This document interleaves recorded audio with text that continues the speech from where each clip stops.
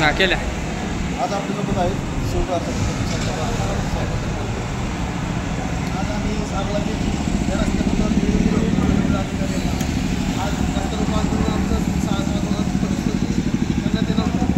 पण हल्लासाहेब पिडोचा अधिकारी हल्लासाहेब आणि ग्रामपंचायतचे सार्वजनिक सरपंच हे चौकशी झाले आणि त्यांनी सांगितलं की आम्ही 4 संमती याचं काम नळ टाकून काढून देतो. आणि पिडोच्या अधिकाऱ्यांनी सांगितलं ते काम झालं की आम्ही परत आमच्या रस्त्याचं काम आम्ही साईड कटर काढून चांगल्या रस्ते क्वालिटीचा रस्ता चांगला करून देतो. नंतर एक 15 दिवसामध्ये ते काम झालं नाही तर 16 तारखेला परत रस्ता लोक आंदोलन करण्यात येईल. त्यामुळे सारोळा गावचे सरपंच आणि पिडोचे अधिकारी या रस्त्याकडं जाणीवपूर्वक दुर्लक्ष करू नये. लक्ष देऊन तात्काळ 15 दिवसामध्ये काम पूर्ण करावं. तरच शिवकाठ प्रतिष्ठान गप्प राहील अंड्याचा गप्प राहणार नाही. येणाऱ्या परत 16 तारखेला रस्त्याचं आंदोलन करणार आहे.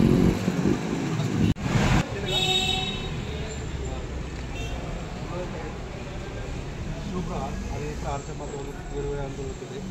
त्या संदर्भात आपल्याला निवेदन केलं. मागच्या वर्षी आंदोलन केलं त्यावेळेस आपण आज घेऊन तात्पुरती मलमपट्टी केली. काम केलं तर आपण काय करतो त्याच्यावर 2 वेळेस काम करण्यात आलेलं आहे आणि आता फक्त त्या ठिकाणी पाणी थांबत असल्यामुळं केलेलं काम खराब होतं. तरी आता हे 4 दिवसामध्ये गटरचं काम करता येते ग्रामपंचायत. ते झालं की परत आम्ही त्यांचे खड्डे रस्ता सुरू करतो. सारोळ ते हीर आणि सांगोली ते मावळगेट या ठिकाणी ठेकेदार आहे.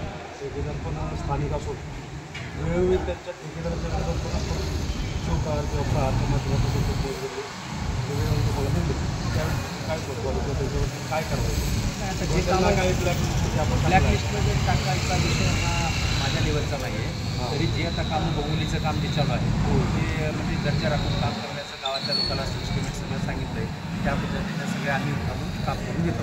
दर्जा कसा बोलत की आपण पाठीमागे बघितलं होतं म्हणजे संतोषजीमध्ये तुम्हाला व्हिडिओ पण पाठवला ते काम करताना काम पण हातांनी करतो कोणता दर्जा नाही ते त्याच्यामुळे तर काम थांबवून त्याला सगळं साफसफाई करायला व्यवस्थित टॅम्पून मारून एम काम करायला सांगितलं. त्या पद्धतीनं काम चालू आहे.